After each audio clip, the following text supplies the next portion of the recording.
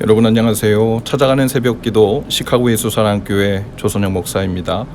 오늘도 변함없는 주님의 은혜와 평강이 저와 여러분의 삶의 종일 풍성하기를 기도합니다. 오늘 말씀은 사사기 9장 1절에서 6절까지 말씀입니다. 제가 읽어드리지요. 여룻바알의 아들 아비멜렉이 세겜에 있는 외가의 친척을 찾아가서 그들과 외조부의 온 가족에게 말하였다.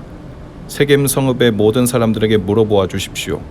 여룻바알의 아들 70명이 모두 다스리는 것하고 한 사람이 다스리는 것하고 어느 것이 더 좋은지 물어보아 주십시오. 그리고 내가 여러분들과 한 혈육이라는 것을 상기시켜 주십시오. 그의 외가 친척이 그의 부탁대로 세겜 성읍의 모든 사람에게 그가 한 말을 모두 전하니 그들의 마음이 아비멜렉에게 기울어져서 모두 그는 우리의 혈육이다 하고 말하게 되었다. 그들이 바알 브릿 신전에서 은 70양을 꺼내어 아비멜렉에게 주니 아비멜렉이 그것으로 건달과 불량배를 고용하여 자기를 따르게 하였다. 그리고 그는 오브라 있는 아버지의 집으로 가서 자기 형제들 곧 여룻바알의 아들 70명을 한 바위 위에서 죽였다. 그러나 여룻바알의 막내 아들 요담만은 숨어 있었으므로 살아남았다.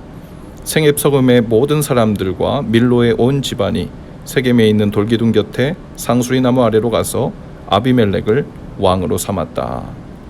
아멘. 기드온의 아들 아비멜렉이 왕이 되는 과정이 소개되고 있는데요. 기드온은 사람들이 왕이 되기를 원하였지만 왕이 되지 않았습니다. 사람들이 하나님을 왕으로 모시고 살게 했죠.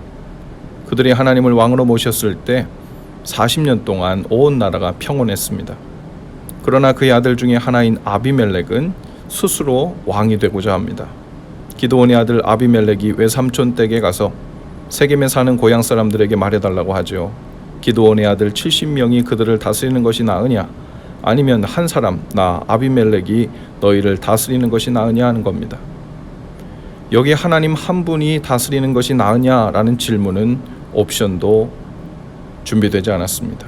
그는 흑백 논리로 설득했죠. 70명이 다스리는 것보다 결국은 한 사람 아비멜렉 자신이 그들의 왕이 되는 것이 낫지 않느냐는 겁니다. 그렇게 그는 하나님을 쏙 빼놓고 지극히 인간적인 선택권만을 내놓으면서 그것이 현실적인 것이라며 슬그머니 하나님을 배제시켰죠. 그리고 그는 혈연과 지연에 호소해서 지역 감정을 부추깁니다. 그는 고향 마을 세겜 지역민만을 모아놓고 소위 우리가 남이가 하면서 연설을 한 거죠.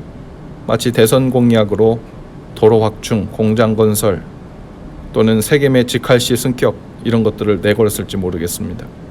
그러자 세겜 사람들은 마음이 기울어져서 아비멜렉은 우리의 형제라고 동조하기 시작하죠. 그리고 은 70을 정치자금으로 주었다고 했는데요. 4절에 보면 바알브릿 신전에서 은 70양을 꺼내어 아비멜렉에게 주니라고 했습니다. 바알브릿 이라는 말은 히브리어로는 바알 베리트라고 읽는데요.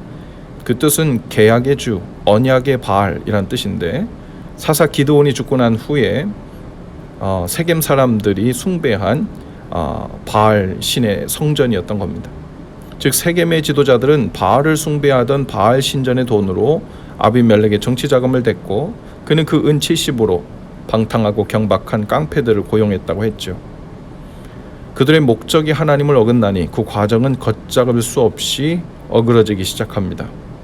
그들을 고용하여 기드온의 아들 70명을 한 바위 위에서 죽이는 쿠데타를 일으키죠. 끔찍한 형제간의 집단 살인극이 벌어진 겁니다.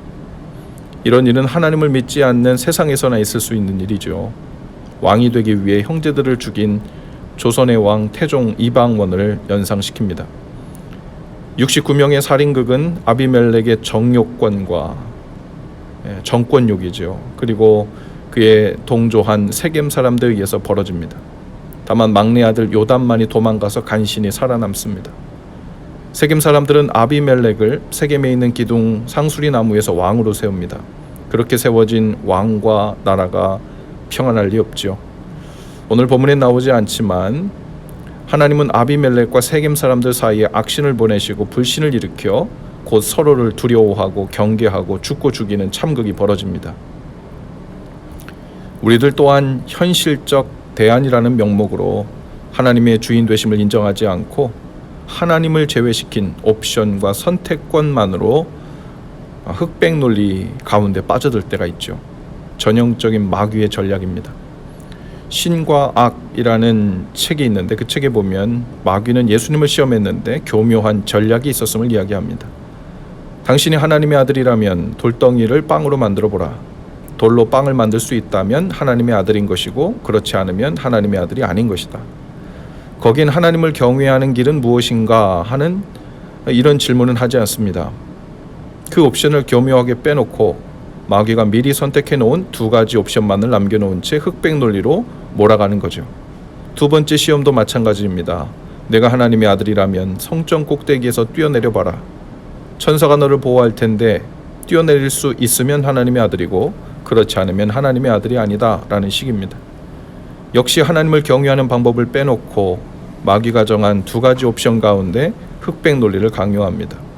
예수님은 그것을 간파하시고는 사람이 떡으로만 사는 것이 아니라 모든 말씀으로 사는 것이다. 그리고 주 너의 하나님을 시험하지 말라 하시며 마귀를 대적하십니다. 세겜의 지도자들이 이와 같이 했으면 어땠을까요? 우리는 70명의 왕도 아니고 한 명의 왕도 아니고 오직 하나님만 우리의 왕으로 모시길 원한다. 오늘도 하루를 사는 동안 일상의 모든 일에서 보이지 않는 하나님 대신 현실적 대안이라는 이름으로 우리 스스로도 흑백 논리에 빠져들 수 있고 또 여러 일들이 바르지 않은 흑백 논리로 우리 앞에 나타날 때도 있을 것입니다. 그러나 우리는 여전히 그리스도인즉 그리스도의 사람들이고 주님을 왕으로 모시고 사는 사람들입니다. 눈에 보이지 않아도 이 중심에서 멀어질수록 우리는 세겜 사람들처럼 아비멜렉처럼 잘못된 목표를 정하고 스스로 잘못된 정당성을 부여하며 또한 잘못된 방법을 합리화하는 죄의 길로 갈 수 있죠. 하나님께서 오늘도 우리의 삶 전반에서 왕이 되시고 그분을 구체적으로 힘껏 섬기며 사시는 날 되실 수 있기를 주님의 이름으로 축복합니다. 기도합시다. 주님, 오늘도 주님만이 우리의 왕이십니다. 나의 유익과 만족을 위해 잘못된 제안과 교묘히 하나님으로부터 멀어지게 하는 일들을 분별하게 하시고 보이지 않지만 성령으로 우리 삶을 주관하시는 주님을 단단히 붙들며 살게 하옵소서. 그 복된 길을 오늘도 힘써 진실하게 걸어가게 하옵소서. 예수님 이름으로 기도합니다. 아멘. 여러분 오늘도 예수 사랑으로 화이팅입니다. 내일 아침에 다시 찾아뵙지요.